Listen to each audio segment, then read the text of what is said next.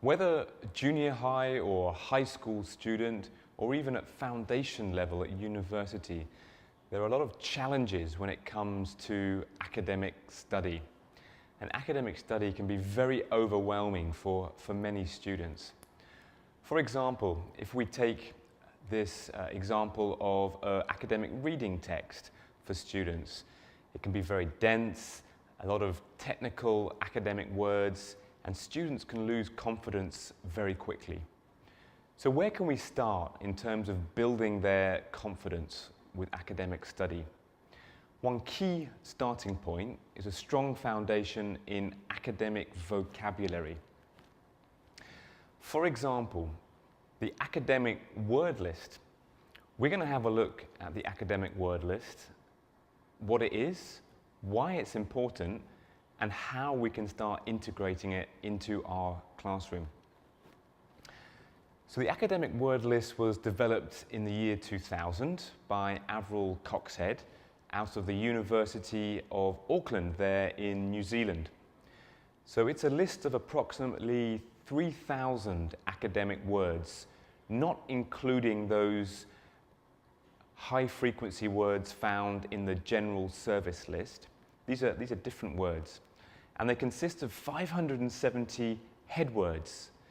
And of those 570 head words, they're divided into 10 different sublists, depending on the order of their frequency.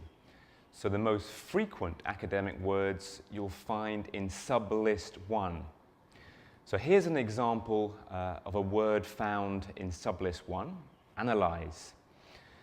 So in the academic word list, it will contain the full word family, not just the single word. So we can see here all the words that are associated with inside the analyze word family. Analyzer, analyzers, analysis, analyzing, etc. And often you'll find that the most commonly found word will be in italics. And here's a link to a website here where you can download those different sublists. So why is the academic word list important? Well, in order to have coverage of academic texts, we need to understand between 95 and 98% of the words in that text. So with the academic word list, plus the general service list, we can gain approximately 86% coverage of academic texts.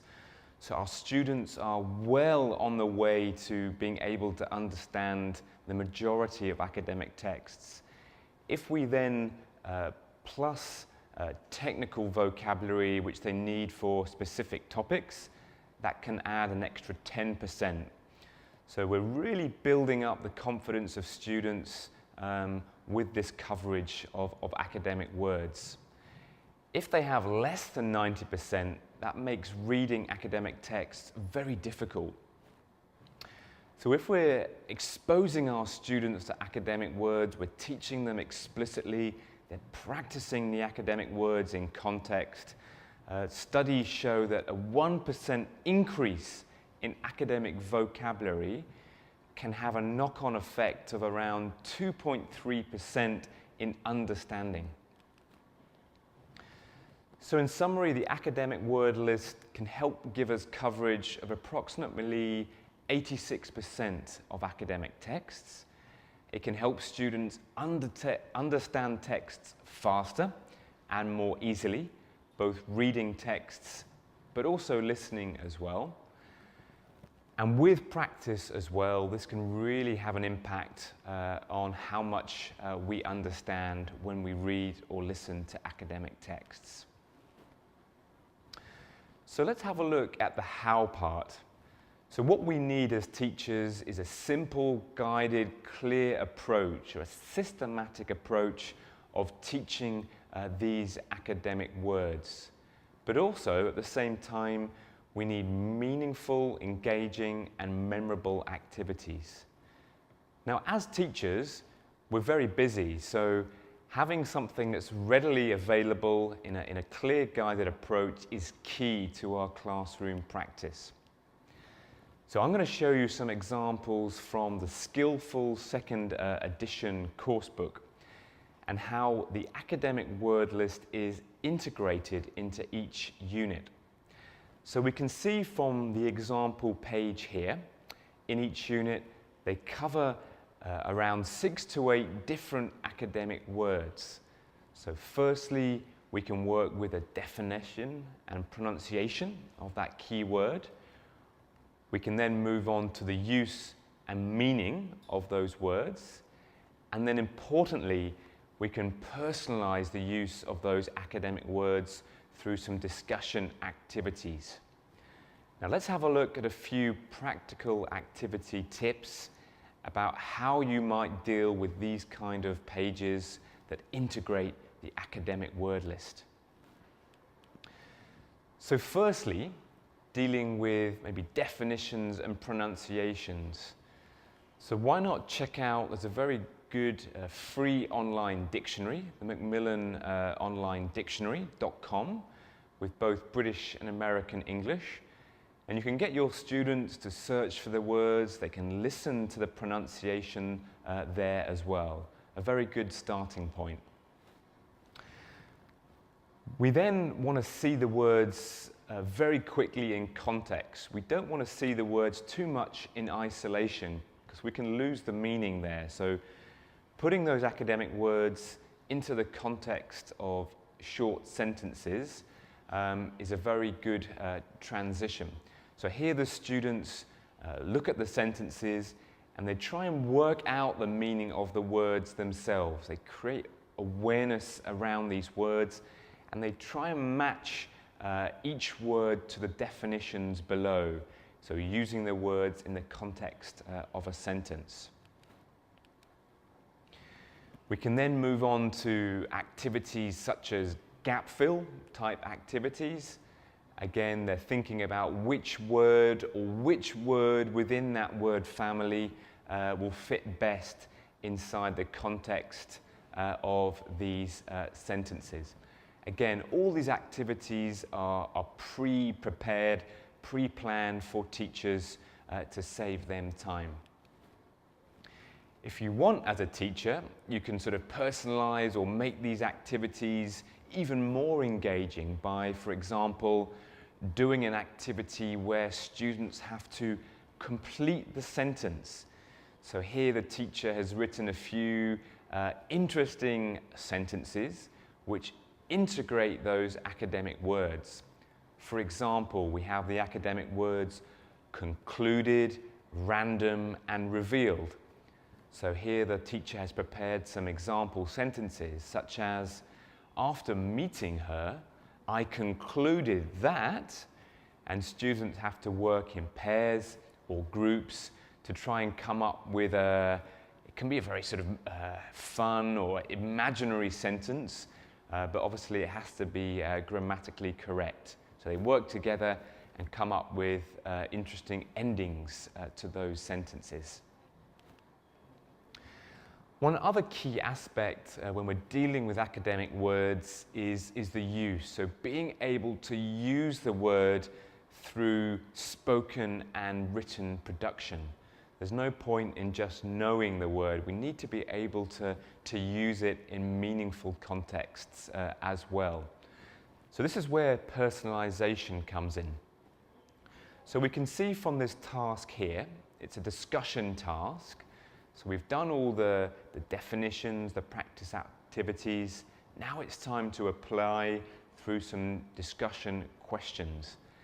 And as I mentioned, these discussion questions are personalized. It's getting them to link the topic, link the academic words to areas of their life that are of interest and motivating to the students. So here's some example questions that we can use to get them thinking in more depth around the topic using those academic words.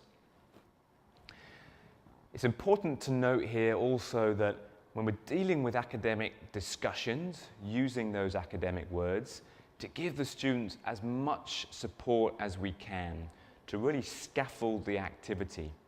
So here you notice we have sentence prompts to help the students getting started with their discussion. With higher level students, you may find this is not necessary, but it's a very good guided, scaffolded starting point for group discussions.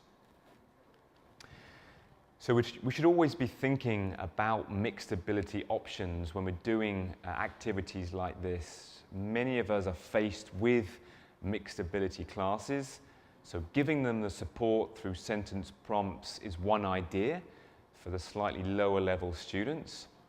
Likewise, having some ready-made extension activities for those stronger groups or fast finishers. So here in the teacher's guide of Skillful 2nd edition, we have some additional useful questions for those fast finishers to address in their groups. So these could be done as a written task or indeed a spoken discussion inside a group. When we're dealing with group work and integrating these academic word lists, again, it's really important to create meaningful, engaging, memorable tasks for them when they're using these academic words. So one idea here is setting up a little interview with a famous person, maybe a singer in this context. So in small groups, they choose a famous person. So maybe a singer like Justin Bieber or a famous singer from your country. And in their group, they discuss and write some questions they want to ask that famous person using the target academic vocabulary. So each question should integrate at least one of those academic words they have been studying. They then nominate one student in the group to be that famous person, and then they take it in turns to ask questions to that famous person inside of their group.